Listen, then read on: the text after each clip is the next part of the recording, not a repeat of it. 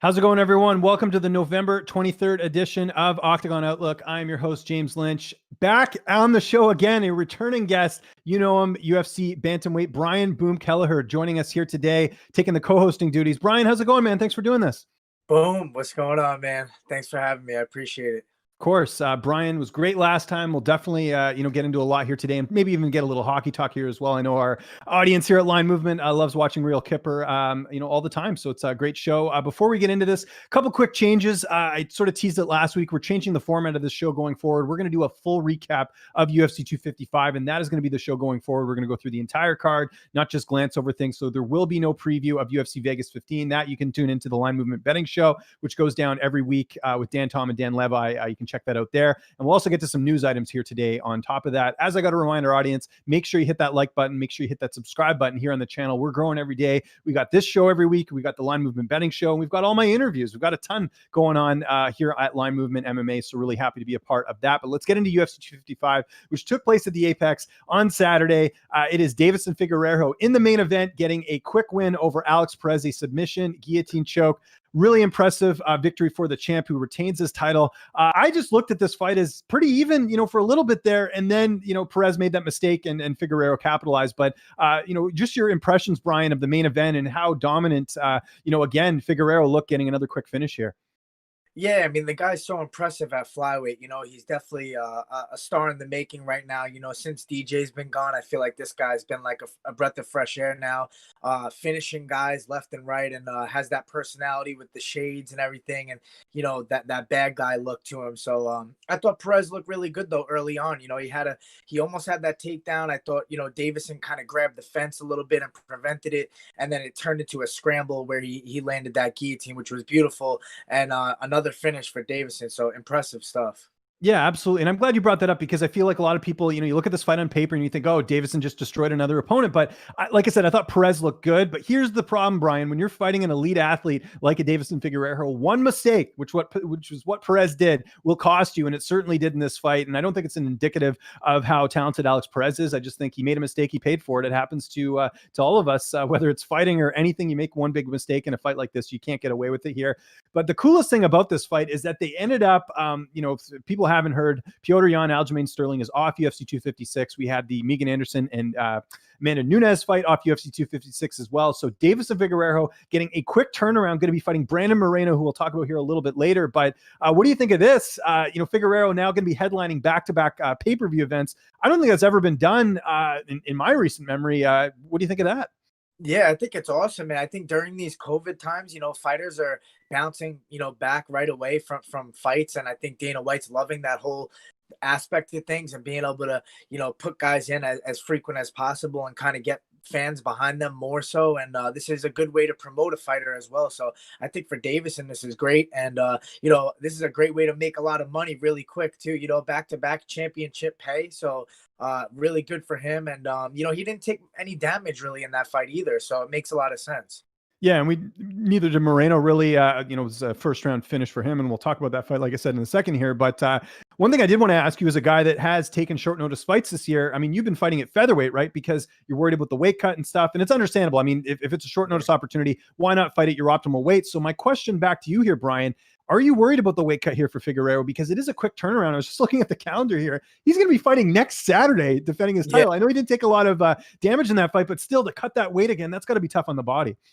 Yeah, I think it's more of a mental thing, to be honest. I mean, yeah, it's definitely not good physically to cut weight back to back to back like that. But if you can keep your body weight within range, usually after a weight cut, you don't blow up to your highest weight right away. It takes like a couple of weeks of, indulging, eating bad, stuff like that. So as long as Figueiredo is aware, which he is, he knows he's back in really quick. So as long as he knows that and he keeps his weight under wraps and he doesn't go off the rails and start eating a bunch of food, I think he can keep himself within range and just kind of go through the process again. It actually can make for an easier process if you are disciplined about it. There you go. Some good, wise advice there for Boom. Just last thing on this fight, Alex Perez.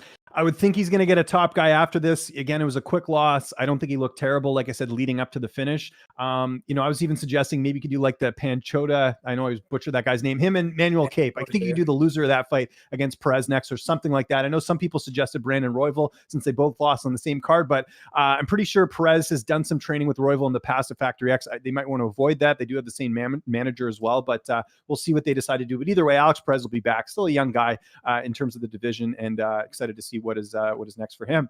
All right, let's get to the co-main event. A lot to talk about here with Valentina Shevchenko getting a decision over Jennifer Maia. By the way, I just want to point out that I called this. A lot of people said Valentina Shevchenko was going to finish Jennifer Maia. I figured with her coming off the layoff and the injury and all that, I figured it would probably go closer to a decision. But I think the big takeaway from this is that Valentina actually looked a little bit human in this fight, right? I know she's lost fights before to Amanda Nunes, but that second round, she definitely lost against Jennifer Maia. Again, I kind of give her a pass just because of the injury, like I said, and everything else. And she's, credit to Valentina. I mean, Maia's got a great ground game. Valentina's trying to submit her, which all the credit to her. If she stays standing, she obviously has more of an advantage there. But what did you think of this fight? Because I felt the narrative was, in some ways with the commentary, a little bit too negative with Valentina. She still got a pretty dominant win overall.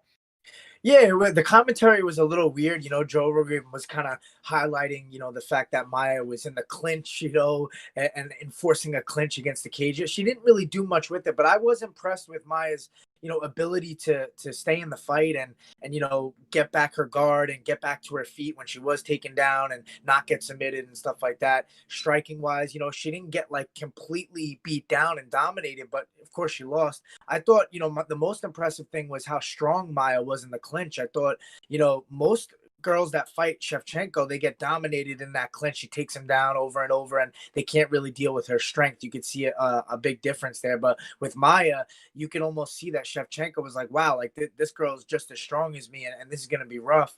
But it was interesting that Shevchenko was looking for the takedowns. You would think she would want to just keep it fighting, on the feet for this fight, especially against a high-level black belt. Yeah, I mean, it was a good fight. Shevchenko clearly won, which we all expected, but I think Maia's stock rose. Certainly did. And I think the big question from this is, who is Valentina Shoshanko going to fight next? Because there's a lot of different options at flyweight right now. One of the options will not be Cynthia Calvillo, and we'll talk about that in a sec, but it looks like Jessica Andrade is next. Personally, I'm excited for that fight because of what Andrade has been able to do, but I'm also a merit guy, Boom, and in that, I feel for Lauren Murphy here. She was supposed to fight with Cynthia Calvillo. Calvillo gets COVID. She fights a newcomer, looks great, gets a finish in that one. But I feel like she's sort of been forgotten in this entire thing. And Andrade only has one win at flyweight. I know the Andrade and Shevchenko fight, I think, will be more competitive than a potential Murphy and Shevchenko. But where do you sit on this? Do you think it should be Andrade next, or would you like to see a Lauren Murphy step in there? I'm a merit person too in that aspect of things. Being a fighter, I'd like to see things fair and you kind of earn your shot and you get your shot. I feel like Lauren Murphy's kind of done that. She's on a good winning streak right now. I just think it's the mystique of Andrade, someone who can go in there and put you out, that can knock you out, throws crazy hard body shots, really strong, can lift you up and slam you and knock you out. That's the kind of stuff the UFC wants to see. So they want to give Shevchenko a real legitimate test, and they see that in Andrade, and I think that's the way they're going to go. Yeah, and Andrade doesn't just finish her opponent; she dominates them. That Carolina Kovacevic knockout that she had a couple fights ago. My God, that was unreal. What she did to Rose. I mean, you don't see that a lot in the women's divisions, and that's not like a politically incorrect comment. It's just true. If you look at a lot of the fights, you don't see anyone who hits like a Jessica Andrade does. I mean, she hit Chukagan with was it a liver shot? Chukagan kind of, her body sort of went into shock a bit. You could just see it. She was holding herself. She didn't really know how to react. It's because, if you've ever been kicked in the liver, it's definitely not very pleasant. So yeah, I think we will see Andrade and Shevchenko next. Here's what I'm hoping for, a little bit of wishful thinking here. I'm thinking if the timing works out, you do Andrade and Shevchenko next year. Then you've got Nunes and Anderson. They're rescheduling that by the sounds of it. That was supposed to be on the 5th. I'm hoping we'll see that trilogy fight. Are you a fan of that? Do you want to see that? I know Nunes has beat Shevchenko twice, but that second fight, I think you could have given the edge to Valentina. Is that a fight you'd want to see at one point? Yeah, that's a fight I'd want to see. I feel like both of those girls are kind of lacking, a person that can really give them a solid challenge. So I feel like those two to fight each other, especially the way that second fight went, it was not a dominating fight. And I think, size wise, Shevchenko has to deal with a little bit of a disadvantage there with Nunes, but Nunes is like looking for somebody to challenge her and compete with her. And I feel like Shevchenko is someone who is at that level that can actually give her somewhat of a test and maybe even pull off a victory. So yeah, I'd definitely like to see them fight again and the trilogy go down in the future. Let's get to the welterweight division now. Well, actually, it was a catchweight because one of the opponents missed weight. Of course, I'm talking about Tim Means and Mike Perry, a 175-pound catchweight fight. Well, Means made the weight. It was Perry who came in over a little bit, and is Tim Means getting the decision. This was a close fight, but Tim Means just looked really good in this fight. One of the things I talked about leading into it was just the durability of Tim Means. That a lot of people are like, oh, Perry might knock him out, but Means is a guy that's tough to put away, and really had some elbows. Had just a good performance here for a guy at his age. He's still putting together wins. And Mike Perry could have not had a worse week. We'll talk about that sort of leading in, but Perry missed weight. There was all the videos of him eating, cheeseburgers and stuff. And then the other stuff outside the cage with, MMA Junkie with that entire report about his ex-wife and some domestic violence allegations. It was just a bad week for Mike Perry. And it was, like I said, really, it seemed like he'd lost this fight even before he stepped in here. But credit for Tim Means, who, back-to-back wins now, I think for the first time since like August 2016 or something like that. It's been a while since we've seen the Dirty Bird pick up 2 straight wins. But what did you think of this performance? Because this was a great fight. The Dirty Bird, love that nickname. But yeah, I think Tim Means he's got sharp striking. It was kind of like Perry was coming in and trying to throw bombs and hooks, and he kind of looks stiff to me. You got to wonder how hard he's training for these fights. It doesn't seem like he's mentally there fully, and really. I don't know what to think about his training and his life outside the cage, but I think he has to make some changes now and try to fix some things and make the right moves if he wants to keep his career going in the UFC. But for Means, I thought he took a shot really well. He had a great chin in that fight, and he was able to utilize his range and his straight punches. He made Perry miss and countered with some beautiful shots. So and Means is an older guy too, and he's very durable, and he's showing that he has great longevity right now in his UFC career. So it was a good win for Means. Certainly was. I'm just taking a quick glance at the rankings here. I am paying attention to Brian. I was just trying to figure out who he should fight next. I would think a ranked opponent at this point, but we'll see sort of how the division unfolds a little bit. But Tim Means is never in a boring fight. You could put him in there with a broomstick, and it's still going to be an entertaining fight. Mike Perry, we'll see. I mean, it doesn't seem like he's going to get released or anything, which I know people are like, why would he only get released after one loss? But it's one of those things where, the easy way to get the UFC, to cut you or release you is if you miss weight, if you be a jackass about it, like he did with eating the cheeseburgers and stuff. I mean, that's something that I think could lead to him potentially getting released. We'll talk a little bit more about that after we recap the rest of this card, but not a good week for Mike Perry going forward. Now, I referenced it earlier. We had the Katlyn Chookagian and Cynthia Calvillo fight at 125, and it is Katlyn Chookagian with a pretty dominant performance in that fight over Cynthia Calvillo, really utilizing that height and reach. And it's sort of the performance I was expecting in the Andrade fight, which didn't end up happening with Andrade getting the finish there. But really big win here for Chookagian, who, like I said, bounces back from that loss to Andrade. Cynthia Calvillo, tough luck, because I think had she won this fight, there was a chance she could have fought for the title here. Doesn't end up getting it. What did you think of this performance? And a lot of people made a lot about the tennis noises and stuff from Katlyn Chookagian, but she gets it done. She's a pretty solid fighter in that division. Yeah, she makes a lot of those screaming noises, but that's definitely a breathing technique as well, just exhaling on the punches and making sure you're focusing on your breathing. Some would say that's to sway the judges a little bit. You never know, especially in these quiet atmospheres. It could definitely help, but I don't think that had anything to do with this fight. I mean, her skills were sharp. She was utilizing range really well and just kind of picking Calvillo apart, and Calvillo looked stiff herself, didn't really pull the trigger. She even said it in between rounds to her corner. She's like, she apologized, like, I'm sorry, I'm just not pulling the trigger for some reason. And it never fixed. She never came out and started to throw. And I thought I'd see a lot more aggression from Calvillo in that fight. That was kind of her way to win, is get inside and get aggressive. But Katlyn, kept her outside the whole entire fight at her range and just peppered her with shots over and over. And it was a really good performance for Katlyn Chookagian. In terms of what's next, if they do Andrade and Shevchenko, I think you do the rematch between Chookagian and Lauren Murphy. I think that's what makes sense rankings-wise. People forget that Chookagian beat Lauren Murphy back in July of 2016, so that's an interesting rematch. And if If Caitlin wins, I guess that kind of screws things up in the division because they're not going to get her to fight Valentina again. She just lost. Was it this year? Yeah, it was this year. Yeah. Her losing. So I don't think that's going to happen anytime soon. But yeah, it might be worth it for Lauren. If Lauren gets the win there, if she's able to avenge that loss, that might be something they're looking at doing. But we'll see. It's a very interesting division right now at flyweight. And we'll see what the UFC sort of decides there. For Calvillo, same thing. She'll get a decent opponent, I think, after this, just with beating Ai and now losing to Chikagan. I don't think that's too bad. She's now 1-1 in the flyweight division.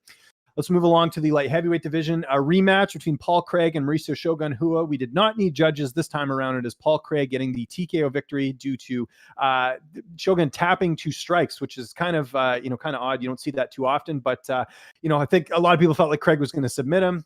Instead, we get the TKO win. What did you think of this performance? I think Paul Craig, is really carving himself out as one of the top guys in that division, or at least someone that we're got to keep an eye on. And for Shogun, I mean, it's just an unfortunate sort of run in his career at this point. He had a couple wins, but now he loses here. What did you think of this fight?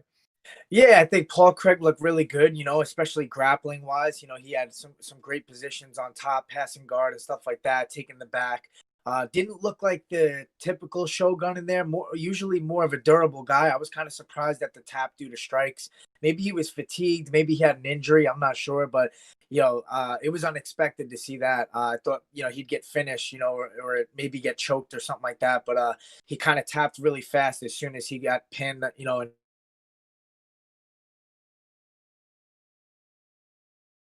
a bad position, but Craig looked good. He this was a rematch fight. The first fight was a lot closer. I feel like Craig kind of came in and dominated in this one and looked a lot better. So good on him. In terms of what's next for Paul Craig, maybe you could do the winner of the Misha Serkinov and Ryan Spann fight. I don't know, just thinking out loud here. I think there's a lot of interesting matchups for him. For Shogun, I know Dan Levi, my coworker here, he's kind of the belief that this is it for Shogun. It should be the end of the road, which I can understand. I mean, you don't want to see him continue to take damage like this. I think if there's like one veteran fight out there, like a little Nog fight like he had earlier this year, I think if you could find a fight like that for Shogun, give him one more and get him off into the sunset, I'm fine with that. But we'll see what the UFC decides to do. They just released Anderson Silva last week. Maybe they do the same thing here with Shogun. Not entirely sure where they go from here, but yeah, Shogun's getting up there, and it's not like he's going to turn things around at this point in his career. So we'll sort of see what the UFC decides on that. Do you have any ideas for Shogun? What do you think is going to happen? I don't know. I mean, you heard Dana at the post-fight press conference kind of say the same thing. Like, yeah, I'd like to see him kind of hang it up, and I don't want to watch him fight anymore. You see that happen with Anderson Silva recently. These guys start to slow down, and realistically, the only fights left for them are other guys that are kind of on the tail end of their career. If you want to keep doing that, but unfortunately, the way the business works is they throw these guys in there with young up and comers that are hungry lions that they want to make a name off of these people, and that's how you kind of promote a younger fighter. So the UFC takes full advantage of that, even if they really truly think it should be the end of the career. Speaking of young, hungry lions, we had a great fight headlining the prelims between Brandon Moreno and Brandon Royval. Unfortunate ending, but a really good fight leading up to that. Moreno getting the TKO win due to a shoulder injury to Brandon Royval. It's weird because Royval had a fight like this against, who is it? Jerome Rivera. I was trying to remember which one he had on the regional scene where it also ended in a gruesome injury, but he ended up getting the win. Yeah, it was Jerome Rivera, a 42nd fight back at LFA 39 back in 2018. So unfortunate news for Brandon Royval. Mark Montoya putting his shoulder back in, but Moreno, good for him. A lot of people felt like it should have been him in the main event on Saturday night. So for him to go out there and get this win, not the cleanest win, but still a good performance from Brandon Moreno, who we now know will be headlining UFC 256 just in a few weeks here. So your thoughts on this fight, the Battle of the Brandons? Yeah, Brandon Moreno definitely deserves his shot now. He's definitely put the work in. But this is one of those fights where I feel like I was left empty-handed. I wanted to see a full fight, so much excitement with these two crazy fast-paced flyweights, and I was like, man, I want to see more of this. I want to see a full 3-round fight. I kind of felt like it would be awesome to see them run that back, even though I know it doesn't make much sense because Moreno definitely deserves the shot, and they obviously already put him in against Deiveson. But that's one of those fights that I hope later down the line we get to see again, just because we got shortchanged with the injury and didn't really get to see either fighter dominantly clearly win. It was just a freak accident, and the fight got stopped there, and we really don't know what would have happened. It's not like the fight went long enough for us to tell, but I am excited to see Brandon Moreno fight Deiveson. I think stylistically he can pose some problems. He's a fast-paced guy that can switch stance and move. He's very confident right now, and I think momentum is definitely on his side. So I'm excited to see that fight as well.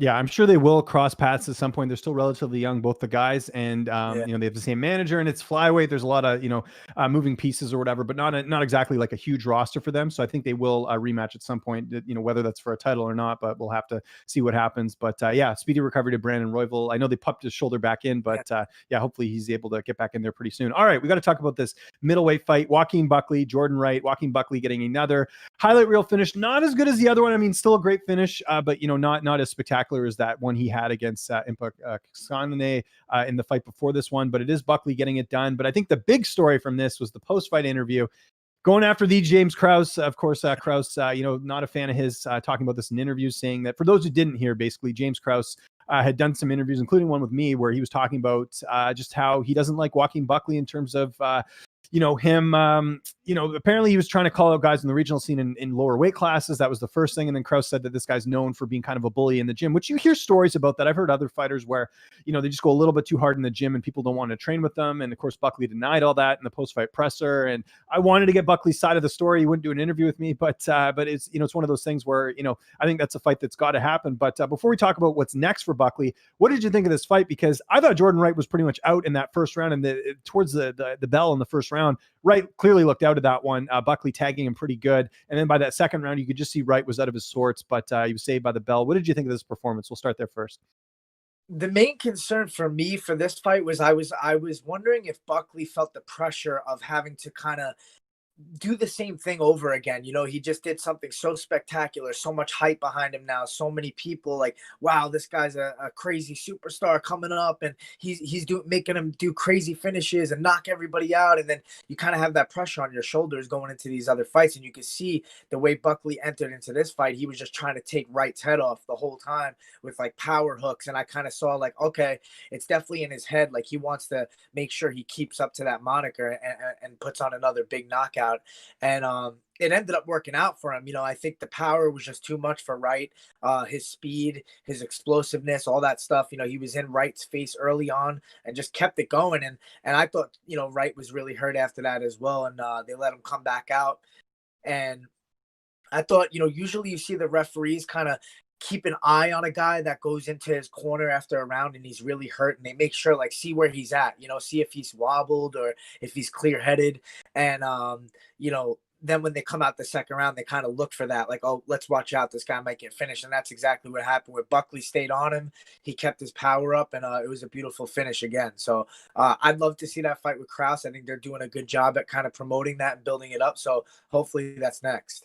Yeah, we'll see what happens. Just quickly, you mentioned a good point there. I was surprised by that too, why the referee didn't step in or someone step in and get the doctor in and say, hey, I think this guy's out. Because you could see in the second round, he did not look the same. And, he might have taken some unnecessary damage. I guess on the flip side, maybe if you call it too early, fans would be upset. You can't please everyone. But I thought that was a case where they definitely could have checked on him as well. One thing I didn't like about this fight that they didn't bring up, and this is kind of like a little nitpick sort of pet peeve of mine, but Jordan Wright got finished on Contender Series, right? Anthony Hernandez finished him like early on. That ended up being a no contest because Hernandez pot for weed, but come on, like that, the weed did not make Jordan Wright get knocked out in that fight. Like you got to bring that up on the broadcast. Cause like they made it out like Wright was undefeated, and yes, technically he is, but he still lost in that fight, like decisively. Like it's on Fight Pass. Go watch Jordan Wright, Anthony Hernandez on Contender Series. Anthony Hernandez, who's not even known as a guy to like go out and starch people, absolutely starched Jordan Wright in that fight. And I think that was something that was left out in the broadcasting, because certainly that's what ended up happening, where Buckley was able to tag him. And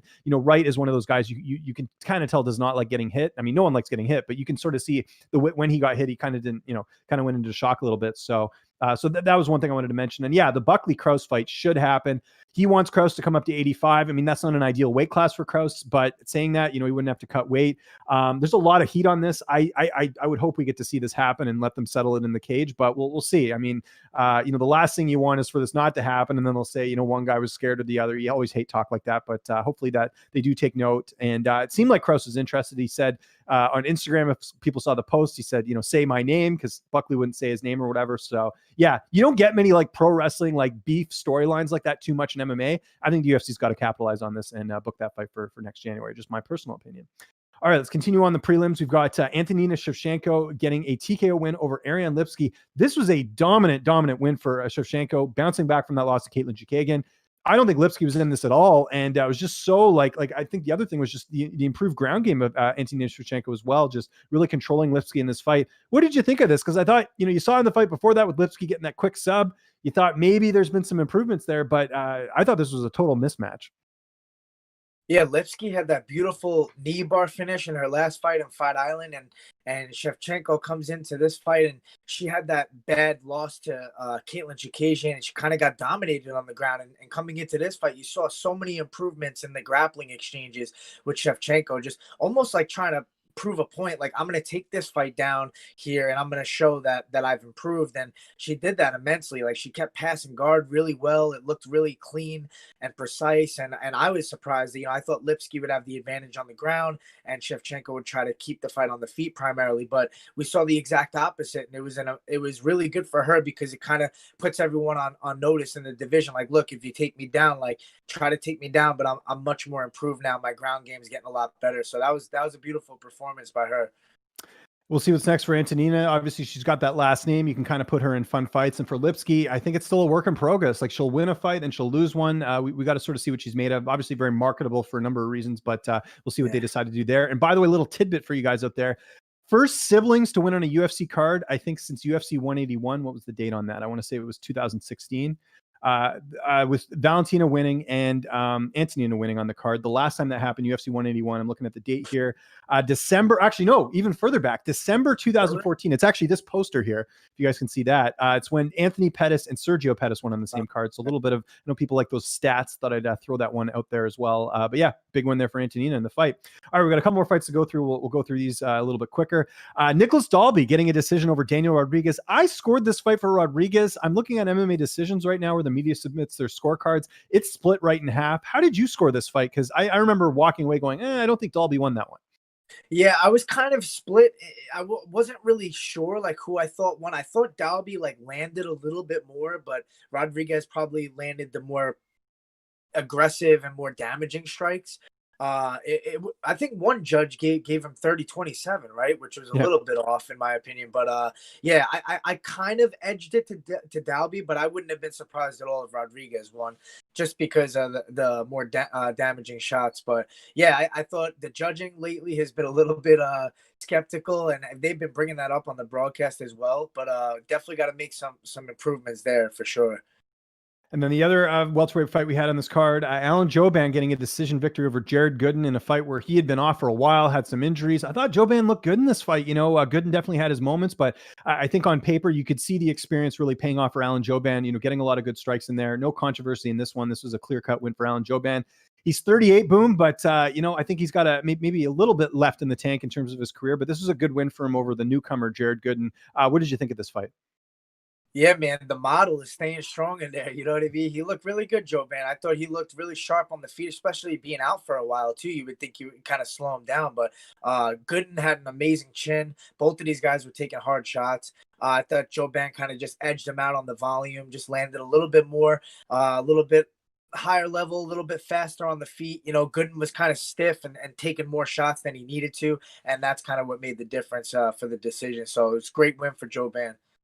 And I think Joban's going to continue to get these types of matchups where they'll give him up and comers and kind of put the other guy over if they can. That's just my guess, unless they want to give him like a Robbie Lawler or something, like a fun matchup. But it sort of strikes me at this point, because I think they know, you know, Joban's not going to fight for a title. So what do you do with vets? You put him up against up and comers. We've seen that time and time again. So I think that's what happened. And for Jared Gooden, you know, he'll get another fight, obviously, but we'll see sort of where he goes from losing that debut. I'll tell you someone who got their first UFC win, Kyle Dawkins in the middleweight division. Great performance over Dustin Sulfus. A lot of good grappling, a lot of good exchanges in this one. I thought Kyle looked great with the full training camp. And, you know, like I said, I don't even think he looked that bad in the debut against Brendan Allen on short notice. I thought Dawkins really put his stamp on this fight. 10-1 overall. Really enjoyed this fight. What did you think, Boom? Yeah, I was impressed. I think Kyle Dawkins, his pressure, you know, smothering the guy he fought. What's his name again? The guy Dustin Stolfus. Stolfus. Yeah, he kind of smothered him, and you saw him kind of drain his battery as the fight went on. Just really good cage control, head position, stuff like that. He's a really sharp southpaw and also very well-rounded, you know, really good striking. He seems like he has a lot of experience, you know, even though he doesn't have a lot of UFC experience. But when he's in there, he looks like a guy that has been in there many times. So I was really impressed with Kyle Dawkins. I think he has a big future in the UFC. And then opening up the card, we had a pretty big upset to kick off things. Sasha Palatnikov getting the TKO win over Louis Koski. This was just a case from my vantage point of Koski sort of running out of steam. It looked like he was trying to finish him early, sort of ran out of gas. And you could see how tired he was, the deep breaths. I mean, it's one thing to fight on the regional scene and go deep in deep waters, but it's another thing in the UFC where these guys are really trained. Both these guys making their debut, if I'm not mistaken. Let me just double check that before someone gets upset. But yeah, Palatnikov getting the win. And if I'm not mistaken, yeah, it was their debut for both of them. But first fighter born in Hong Kong to get a UFC win. I didn't know that. So John Ko, shout out to him. Nice. He mentioned that as well. So yeah, big win there for the newcomer. But Koski, I'm sure will be back after this one. But good fight to open up the card. What'd you think? Yeah, it was fight of the night, probably the most exciting fight, definitely back and forth, competitive fight. I like to see the young guys coming off Contender Series get that bonus. I think the UFC kind of looks for that too. If you can put on a really good performance coming in your debut, they know that you're not making a whole lot of money to start off your UFC career 10-10. So they kind of give you the benefit of the doubt and give you that extra bonus if you show them that you can put on a really good fight and perform. So props to both of those guys for doing that. That was a really exciting fight. And that wraps up our UFC 255 recap, but there's a few things I wanted to touch on after this, and I'll get Boom's opinions on this. I want to talk about the pacing.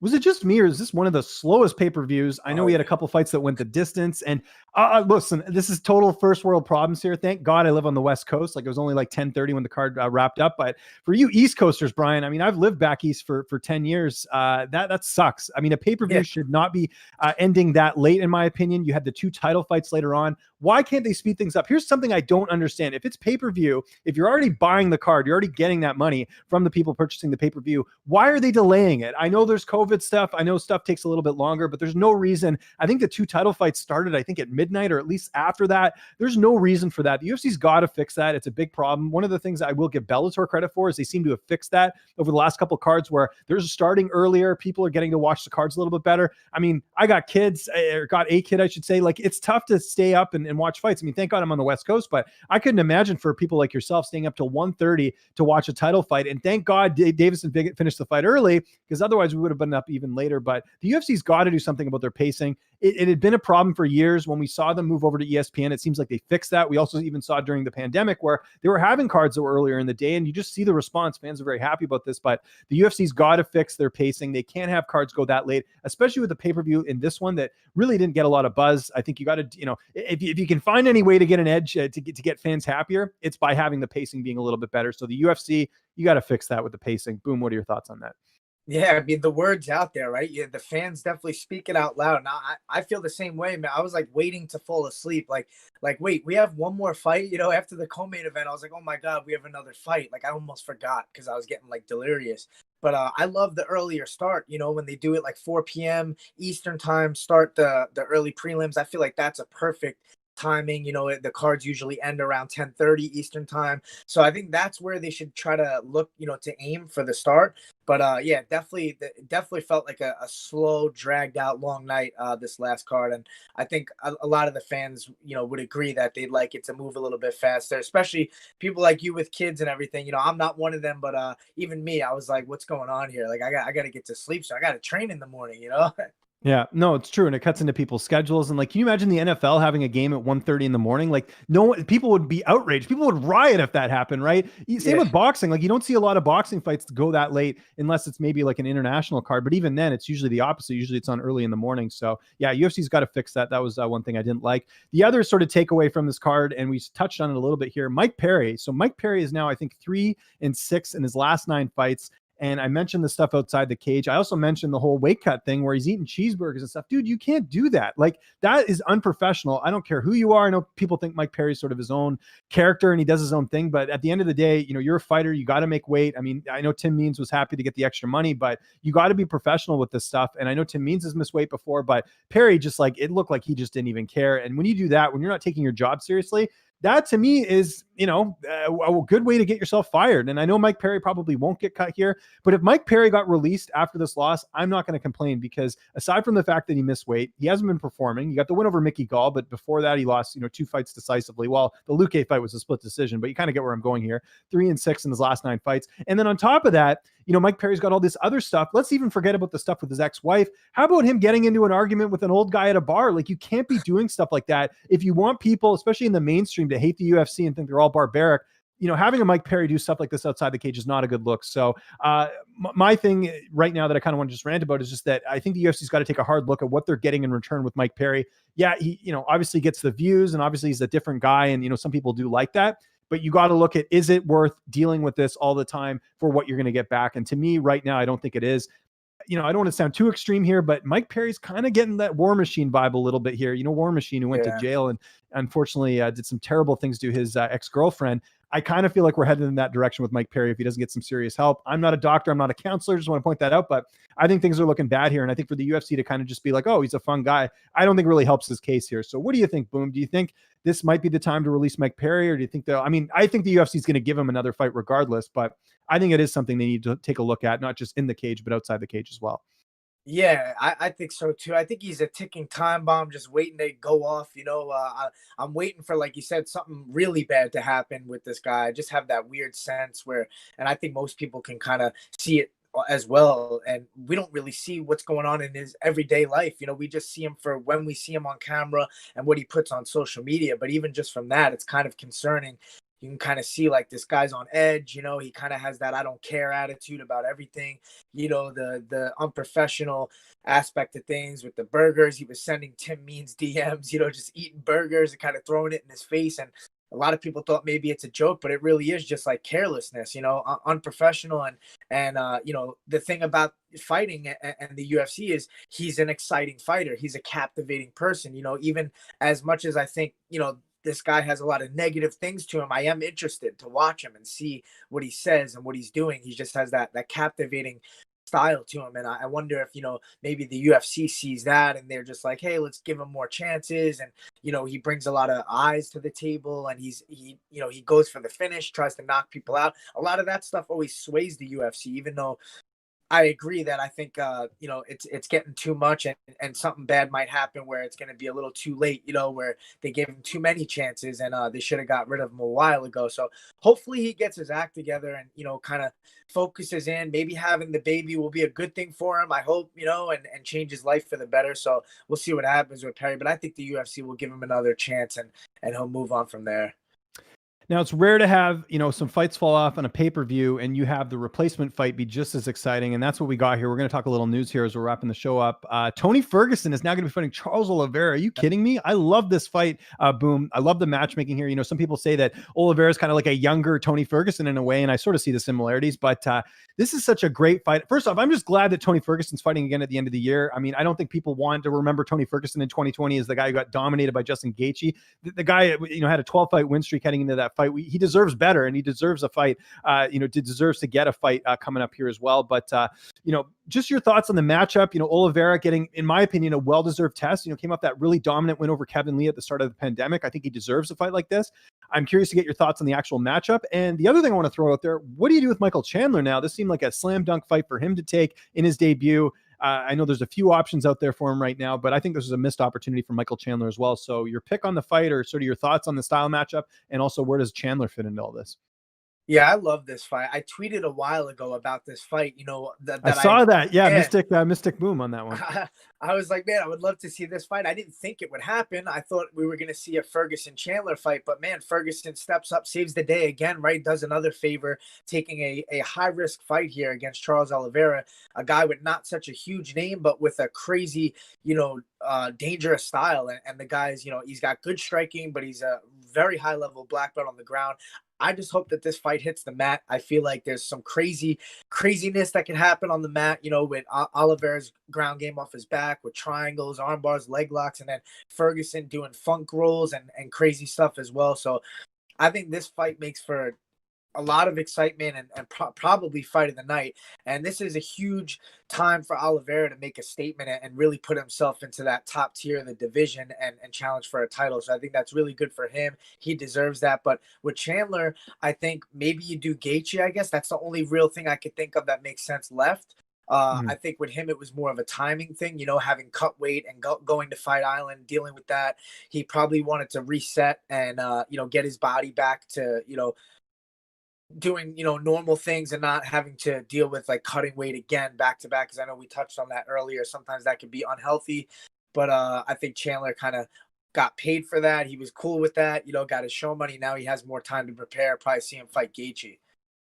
And I'll say this too. I think it's a good fight from the vantage point of this. A lot of people don't know what type of Tony Ferguson we saw in that fight with Gaethje. Was it a case of Gaethje being really good and Ferguson just caught him at a bad time? Or is it a case of Ferguson declining, right? He's getting up there in age. He's had a lot of injuries, had some layoffs. It's really tough to gauge where Ferguson is. And I think if he gets a win over Oliveira here, it really shows that it was just an off night for him against Gaethje, as opposed to him being on the decline. And conversely for Oliveira, I mean, this is his opportunity to show, are you a title challenger? If you are, you got to beat a Tony Ferguson. So really like the matchmaking here. Love that fight. I just wish it was 5 rounds. I think it's only 3 because of the whole title fight being added to that card. But nonetheless, great matchmaking there by the UFC. Kudos to that.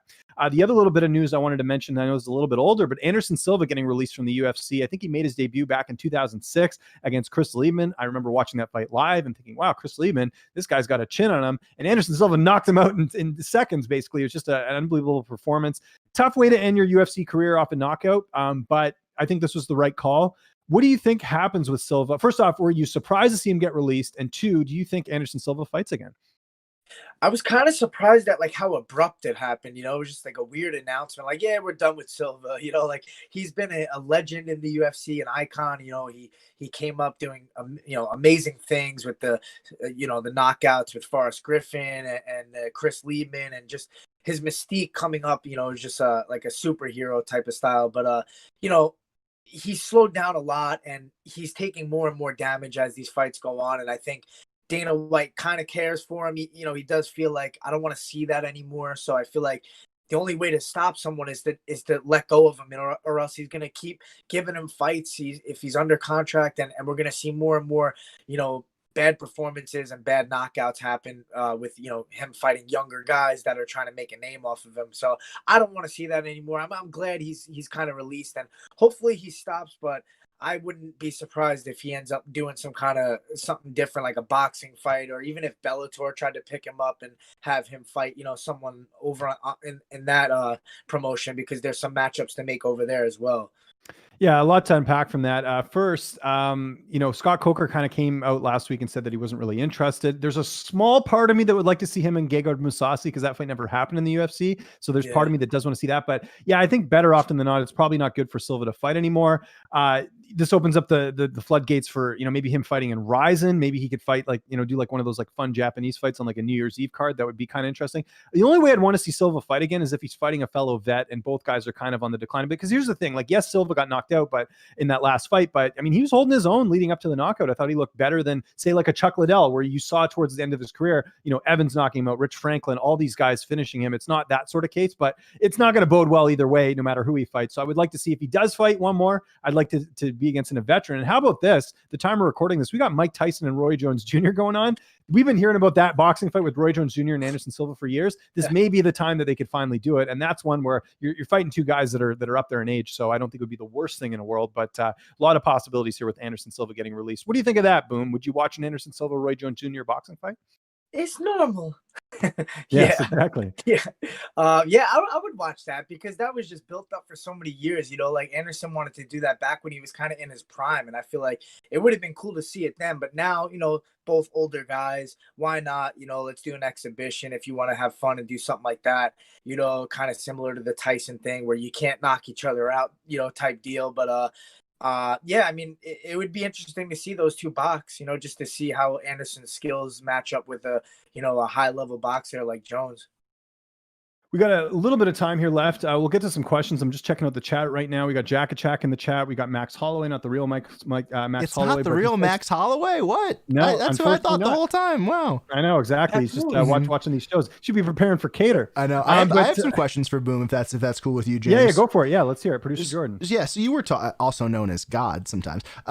Just kidding. But you have this thing going on, right, where you talk about Chandler and he made his money, did his weight cut, etc. He was cool with that. Just reminds me of just the absurdity of the Mike Perry stuff. Like, how much of a percentage is making weight towards your job? Like, obviously you got to go compete, you got to go do your thing. But if you're talking about a time breakdown, like it's hours and hours and days compared to 15, 25 minutes, depending on your night out, right? Yeah, I mean, you got. I mean, how much time did he have to prepare for that? You know, so it's definitely something that I feel like he wasn't taking serious going in. And you know, sometimes guys, you know, I mean, he lost 30% of his purse, which is probably a lot of money for him. He probably gets paid pretty well, so I think for him, like, he took a huge hit, and especially because he lost too. You know, but sometimes when you're going through that stress of a weight cut, and for him, he probably was just getting careless. Like, you know what? I don't even care right now. I'm not going to make weight, but I'm going to win my fight and make a paycheck anyways. But he ended up losing. So he really came out empty-handed after that fight. I mean, with taxes and everything. And, you know, I don't know if he has any coaches he pays, but, you know, that's going to be a big loss for him. Yeah, I don't know. I just want to take it more seriously, right? Like, I don't want to see people like you, people who go out every week and make weight, and then you see them struggle. You see the issues. How about the one? Paul Felder, right? Yeah, exactly. Like we want to commend someone like Paul Felder. Then we have the guy in the commission a few weeks back talking to the guy in Bellator about what's your contract say? What's your contract say? Brendan Gertz. Yeah, you know, it just you have some guys who are out there busting some, you know, and ladies too, and then you have the other side where the absurdity is that a few weeks back we were joking about who's going to be in Mike Perry's corner. You guys didn't even mention that because he's been doing so much nonsense in the past, not even a month. So that's it. That's all I got. No worries. We'll get to a couple things here in the chat. Suzanne's asking for some hockey talk. We were talking about this off air. What did you think of the retro jerseys for the Islanders, Boom? You're a big fan. I thought they should have brought back the Fisherman. Where do you stand on that? No, that's what I thought. I thought the Fisherman would have been a unique touch, a little bit different. I feel like the jersey didn't look too different, too far off of the regular jersey. So it wasn't like a standout to me. You know what I mean? I would have liked to see something like a lot different and something more unique than what they put out. But yeah, I mean, we'll see. I mean, hopefully they switch some things up, but I think that's it for now. Fun fact, maybe not a fun fact for the hockey audience here. I once owned a New York Islanders fisherman hat because one of my favorite players growing up was Wendell Clark. And for a brief period, he did play for the Islanders. And nice. So that was like but I always thought that logo looked cool. I know a lot of people hated it, but I don't know. I thought it looked kind of neat with the riverboat and it's saying Islanders underneath. A very underrated logo in my opinion, but I know that's not the majority as far as what they think there. We got some other people in the chat here quickly. Max Holloway talking about the Buckley hype is kind of crazy to me. It was a clear setup fight. I mean, we'll see. Like, people forget. I mean, it's so funny how people look at, past fights. Like, Kevin Holland knocked out Buckley like the 2 fights before, and no one's really talking about that. But we'll see how far this can go. It's like Edson Barbosa when he knocked out Terry Edom. People thought Barbosa was going to be a UFC champion. It never happened. So it's just one of those things where you got to look at the style matchup sometimes. And Jordan Wright, I think that was a winnable fight for Buckley. He was the betting favorite, right? So. Yeah, it takes a long time for hype to really be turned real. I mean, you can knock some guys out coming up, and then what happens is with me is I want to see you really get tested. It's not about like the name of the person you fight, but how the actual fight goes. Does that person put you in deep waters? Do they test you? And maybe you get hurt and you come back from adversity and stuff like that. Like, that's what I want to see from a prospect that has a lot of hype to tell, okay, this person's for real. They're actually one of the best. You know what I mean? They're going to make a statement and maybe become champion one day. A few more questions here. We got my buddy John Coe in the chat. Shout out to John over at Kumite TV, doing an awesome job as always. He says Buckley Krause is going to be very interesting. A big test since he just beat Buckley, that is, back-to-back Contender Series fighters. Krause is a gritty, slickster. I agree with that. Yeah, I mean, Krause is way more experienced than a Joaquin Buckley. And the thing with Krause is he's tough to finish. I was looking on his record. I think the last time he was finished was against Bobby Green back in 2013 at lightweight. So it's, yes, Buckley packs a punch, and I'm sure, at least I can't recall Krause fighting anyone recently that has the type of power as Buckley, but it'll be an interesting fight from an experience standpoint as well. And I believe Krause might have a height and reach advantage in that fight too. I'd have to double check, but yeah. What do you think of that fight? Yeah, I like that fight for Buckley to kind of prove, like we were saying before, his hype. Because Krause is a guy that's been around for so long. He's been fighting guys left and right in the UFC at different weight classes, and he's such a cerebral fighter too. I think he's very hard to finish, like you said. So there's a lot of things about that fight that'll kind of prove where Buckley is in his career, and kind of where Krause is as well. And with the heat behind it, it just makes for an exciting fight. Max Holloway is asking for my quick predictions on Saturday's card. Maybe I'll get yours. I'll just quickly go over mine. I'm going with Blades in the main event. I like Anthony Smith in the co-main event, although Devin Clark's a live dog for sure. I think it might be a little bit too soon back for Anthony Smith. I like Josh Parisian. I got Albazi, and I got Miguel Beza, and I got I got Spike Carlisle as well on the main card. I don't know if you have it in front of you. Who's your pick on the main event? We'll just stick it there. What's the main event? Oh, it's Curtis Blades and Derek Lewis. Yeah, I lean towards Blades. Just his relentlessness of getting that takedown is going to be a problem for Lewis. I feel, especially, Blades is not a guy that gets tired, and Lewis is. And if Lewis can't put you out and catch you early, it's going to be trouble. I mean, Lewis is definitely improving. He's definitely getting more fast and more athletic in there.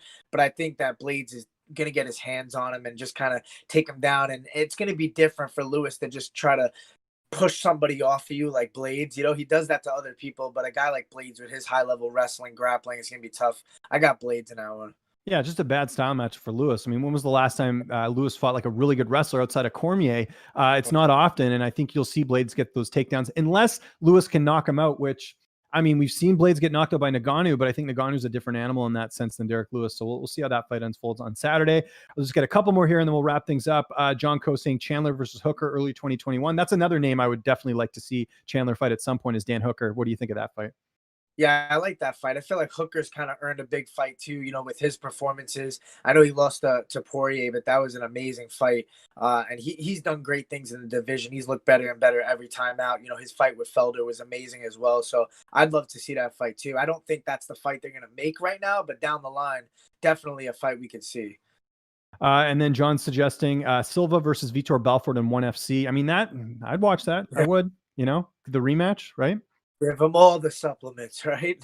Exactly. Yeah, we'll see what they're made of, who can do it there. Eduardo Flores, I will get to your question here. It says, Greg Hardy and Marcin Tybura, what are your thoughts on that fight? I mean, it makes sense. Like, Greg Hardy just won his last fight. He beat what was Hardy's last win? Was it, drawing a blank here. But anyways, Hardy, I feel like, is a guy that's got to just keep fighting veterans at this point. Like, he's beating it was Mo Green. He beat Mo Green in the last fight. And I consider Green kind of a prospect still. I know he's old, but he's not, he doesn't have a ton of UFC fights. So I feel like Hardy, we know, can beat prospects. It's a matter of, can he beat these vets? And Tybura at this point is definitely a vet. I think it makes a lot of sense. What do you think of the matchmaking? Yeah, I think they're moving Greg Hardy, very slowly and methodically. I think they're doing a good job with him. I don't think they want to kind of ruin that prospect that he has, that allure that he has. And he's improving too every fight. His cardio is getting a little bit better. In that last fight, he displayed that. Definitely has a great camp at ATT, so that's helping him out move, get better and improve quickly. So I like that fight for him. I think that's a little bit of a step up, nothing crazy, but a good step up in competition. And last question we'll answer here today from Eduardo, also saying, thoughts on William Knight versus Alonzo Menefield. They just announced it while we were on here. Mike Bond, I believe, breaking the news over at MMA Junkie. Again, a fight where I think they're trying to figure out who the better prospect is. I'd still consider Menefield a prospect at this point. He was a Contender Series alum. He got to step up when he fought Devin Clark, lost that fight, lost to, didn't he lose to OSP as well, or did he beat him? I was trying to remember. Let me just look at his last fight here. But yeah, I think they're just kind of just gauging who has more upside. They do this every now and then, where they'll take like two guys that don't have a ton of fights and try and figure out who the better prospect is. Jillian Robertson, Macy Barber's a good example, where Barber ended up finishing her. Yeah, so Menefield's lost back-to-back fights. It's sink or swim time. I think the UFC's kind of like, look, like, you're obviously not a contender right now. Can you beat this Contender Series guy? And if you can't, I think he gets cut here. That's how I look at this as well. Another matchup that comes to mind is the whole Mike Trezano and Grant Dawson fight that took place like a year ago. Trezano winning on Ultimate Fighter, Grant Dawson winning on Contender Series. They're trying to figure out who the better guy was. Grant won that fight. He submitted him. So I think they're kind of doing the same thing here. Is William Knight as advertised? We'll find out in this fight with Alonzo Menefield. What do you think of the matchmaking? Yeah, I think it's an exciting fight. Both guys pack a lot of power, a lot of explosiveness in that fight. And usually you don't see like prospect versus prospect when both guys are coming up, and the UFC kind of wants both guys to keep winning. But in this case, like you said, if you're coming off a couple losses, they kind of want to see, hey, where are you at? Are we going to keep this guy? Or are we going to let this guy go? Maybe that's where their perspective is. And, we see a lot of Contender Series guys flooding in to the UFC now, and the UFC getting rid of a lot of higher paid athletes that are on their tail end of their career, which is part of the business. And I think that's kind of how they're looking at this one. Boom. Always a pleasure. Really appreciate you stepping on here and doing the co-hosting duties with me here today. You're one of the best in the business, and they got to get you on the desk on the UFC. I think you've been doing you do enough content. If you haven't checked out Brian's YouTube channel, it's great. He does breakdowns every week. Really good insight and good camera quality too. I always like seeing some decent production on these things where some people they got to step up their game a little bit. But if you got anything you want to plug, any social media, any sponsors, anything like that, I'll give you the floor here. Yeah, no, thanks a lot. I appreciate the kind words. Hopefully, the ESPN, that would be great. That's like a dream of mine. I told my manager, like, put the word in, I'd love to, be an analyst someday behind the desk. But sponsors, we got Extend is my new supplement sponsor. They've been really great. Of course, the Turp House always been behind me since day one in my UFC career. So thanks to them. And thanks for having me again. I appreciate it. No problem. Follow me on Twitter and on Instagram at Lynch on Sports. Make sure you subscribe to the Line Movement YouTube channel.